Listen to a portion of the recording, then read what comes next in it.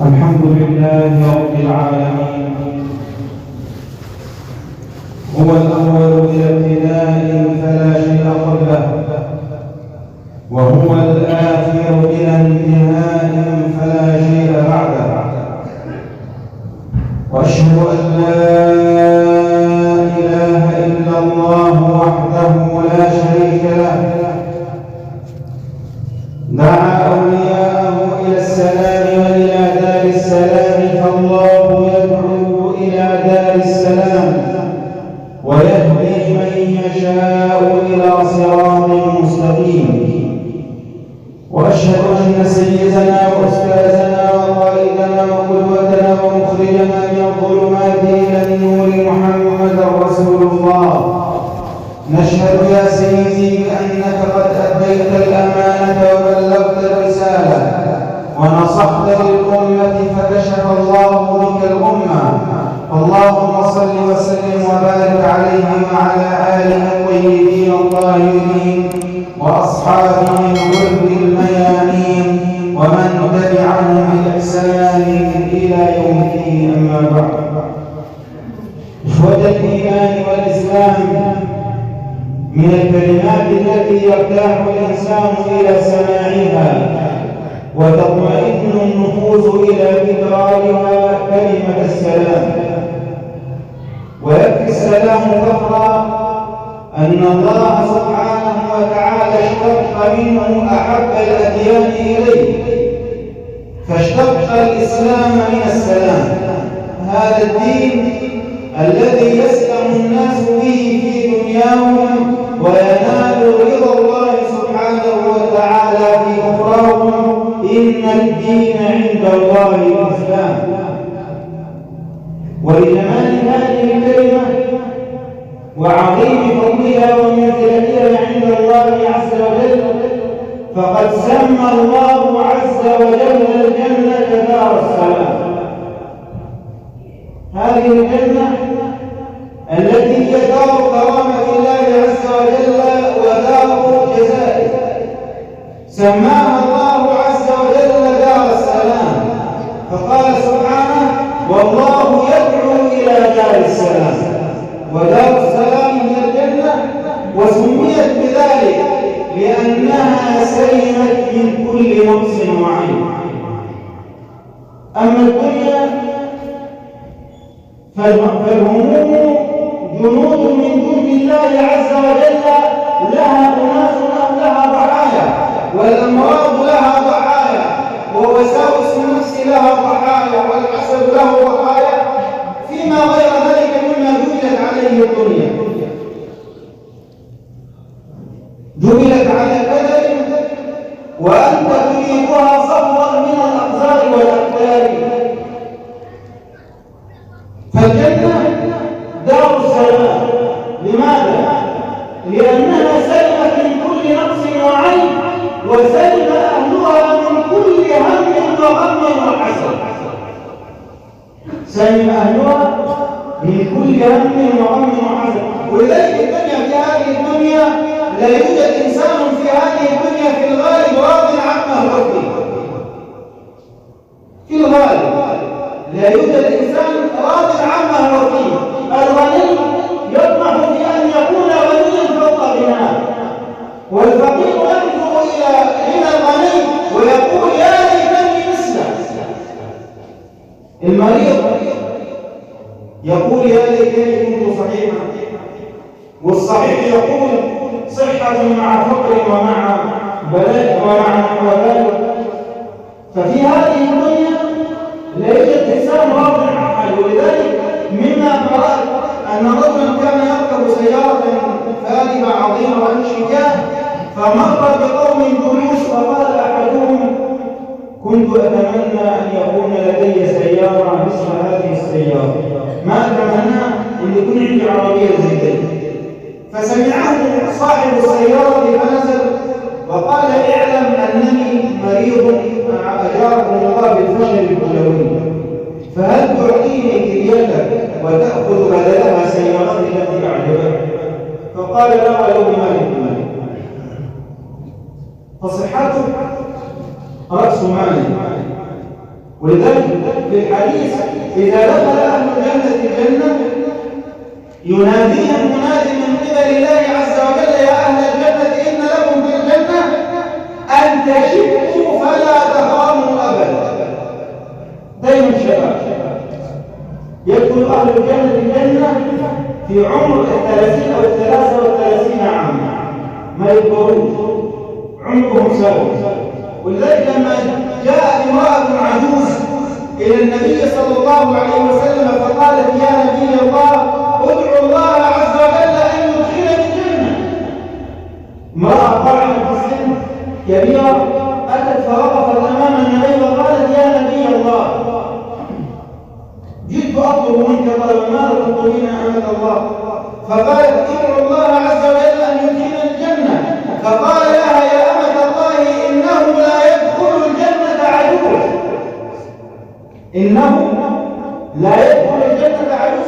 فولت وهي تبكي لأنها ظنت أنها حرمت من دخول الجنة. فناداها النبي صلى الله عليه وسلم وهو يبتسم وقال لها أولم تقرأي في كتاب الله عز وجل إنا أنشأناهن إنشاء فجعلناهن أبكارا عربا أترابا لأصحاب اليمين. كبير السن الذي تراسل ويبدل عمرا وحياته غير حياته ويدخل الجنة في حال الشباب ولا يدخل بعدها أبدا. وذلك النبي قال هنا قال الله عز وجل يا أهل الجنة إن لكم في الجنة أن تشبوا يعني تصيروا شبابا فلا تهرموا أبدا، وإن لكم أن تصحوا فلا تسأموا أبدا، وإن لكم أن تنعموا فلا تبسوا أبدا، وإن لكم أن تحيوا فلا تموتوا أبدا. الموت، الخبز، الشقاء، كل ذلك عمل من أعمال الدنيا. أما الجنة فلا مكان فيها لشيء من ذلك. دخل رجل على النبي صلى الله عليه وسلم فقال يا نبي الله يا ترى هل ينام أهل الجنة؟ يا ترى هل ينام أهل الجنة؟ ومعلوم أن النوم إنما ينشأ عن تعب في الجسد. فجرب الإنسان يكون طوال حياته يقوم على أمره طوال نهاره من غير ست يحط جنبه عشان ينام في نوم عميق. لكن الجنة هل فيها تعب أو نصر أو نحو ذلك؟ الجواب لا.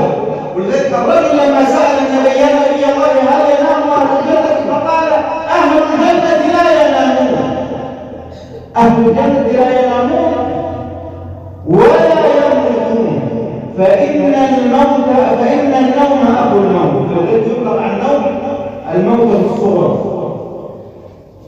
يطلق على الموت الصغرى. لماذا؟ لأن الإنسان حال نومه تخرج روحه من جسده لكن تكون متعلقة بالجسد، يعني عقبة أن تعود إليه في أي وقت. الإنسان هو نايم وروحه تخرج من جسده لكن لها تعلق على مرحلة من الجسد، حيث إذا أذن الله عز وجل لها أن تعود إلى الجسد مرة أخرى عادت فاستيقظ الإنسان من نومه. لكن إن خرج ولم يأذن الله عز وجل لها أن تعود فهذا معناه موت ابن آدم موتا كبيرا، وهو يسمى بالموتة الكبرى. فهذا نعيم أهل الجنة، وهذا حالهم عند ربهم سبحانه وتعالى، في صحة، في سعادة، في إشراف، في كل ذلك.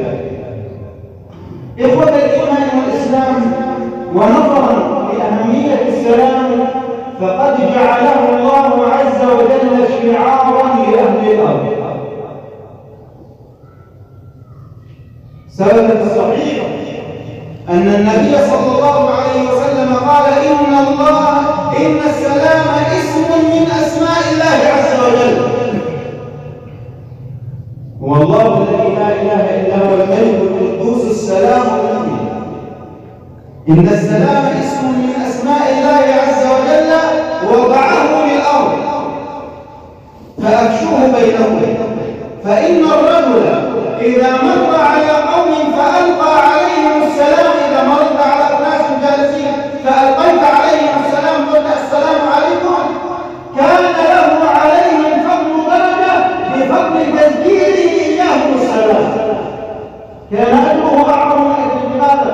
لأنه هو الذي ذكرهم أن يتلفظوا بالسلام. فإن لم يردوا عليه رد عليه من هو خير منهم، أي من ملائكة الله سبحانه وتعالى. دخل رجل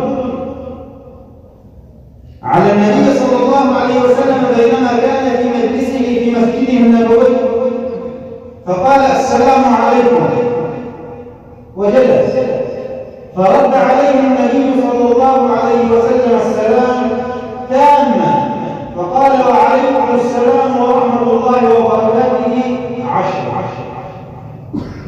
ثم دخل من بعده آخر فقال السلام عليكم ورحمة الله، ثم جلس فرد عليه النبي صلى الله عليه وسلم السلام، قال وعليكم السلام ورحمة الله وبركاته 20. ثم دخل الثالث فقال السلام عليكم ورحمة الله وبركاته، ثم جلس فرد عليه النبي صلى الله عليه وسلم السلام كاملا، ثم قال 30. فتعجب الصحابة يا نبي الله ما 10 وما 20 وما 30؟ قال أما الأول فلما قال السلام عليكم استحق بها من الله 10 حسنات. عشان تعرف ان السلام مش مجرد تحية أو لفظ تحية تقول، لا، بل هو باب من أبواب الخير وباب من أبواب الحسنات. فمن نعم الله عز وجل على هذه الأمة أنه كلفهم بتكاليف بسيطة في العمل عظيمة في الأجر.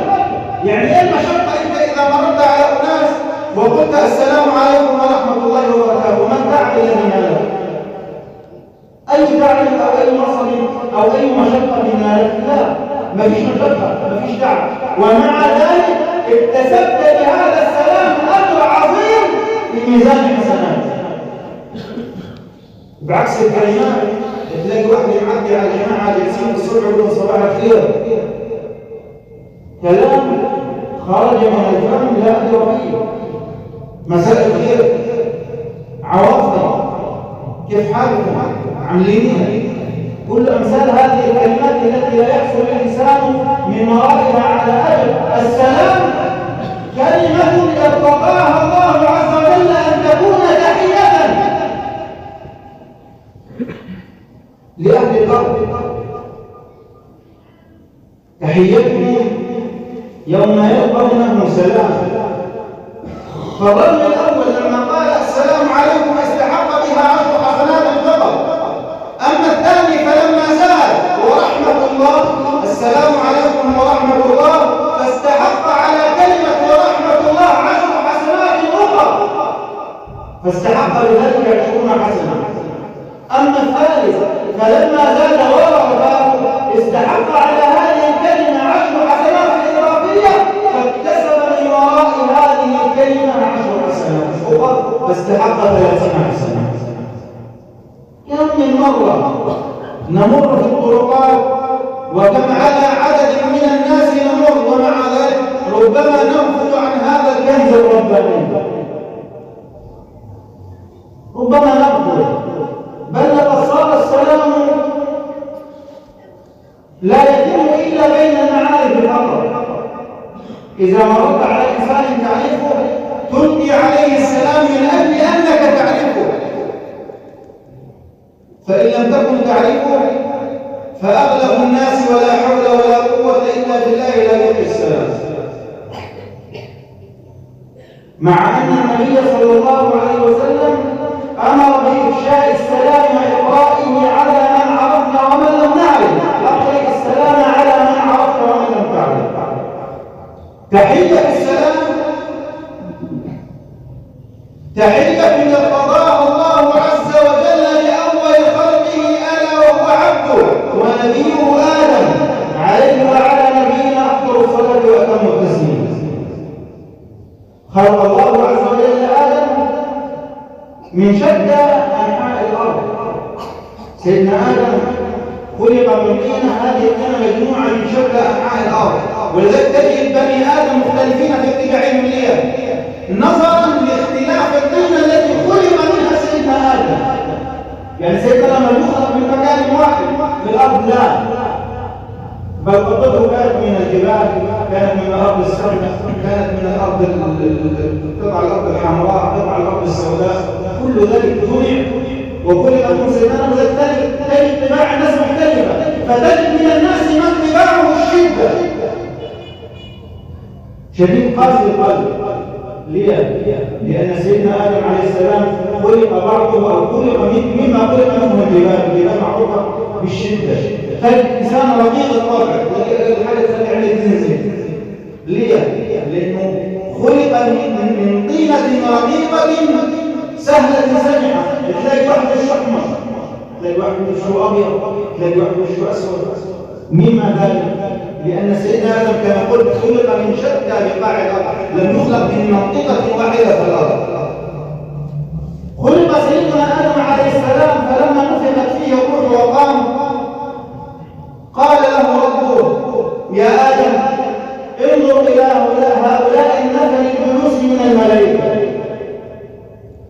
فنظر إليهم نبي الله آدم ثم قال له ربه سبحانه وتعالى يا آدم اذهب فسلم عليهم قل لهم السلام عليكم واستمع بما يرد عليك فإنها تحيتك وتحية ذريتك من بعدك إلى يوم القيامة. فقام نبي الله آدم عليه السلام فذهب إلى أولئك النفر فألقى عليهم السلام عليكم، فردوا وعليكم السلام ورحمة الله فزادوه ورحمة الله. يقول النبي صلى الله عليه وسلم فما من إنسان يدخل الجنة إلا ويدخل على قدر سيدنا آدم 60 ذراعا. طول سيدنا آدم كان 60 ذراعا. إذا دخل أهل الجنة كانوا على قدر الطول على قدر سيدنا آدم 60 ذراعا، ثم لم يزل الخلق يتناقصون إلى يوم القيامة. الناس تبتدي وزي كلما مر جيل بعقيبه جيل تلاقي القصر بدأ يظهر في الناس، وهذا تصديق أمارات من تصديق النبي صلى الله عليه وسلم. فعليكم أخوة الإيمان والإسلام بإفشاء السلام فإنه كنز من كنوز الله عز وجل. بارك الله لي ولكم في القرآن الكريم ونفعني وإياكم بما فيه من الآيات والذكر الحكيم. أقول قولي هذا وأستغفر الله لي ولكم.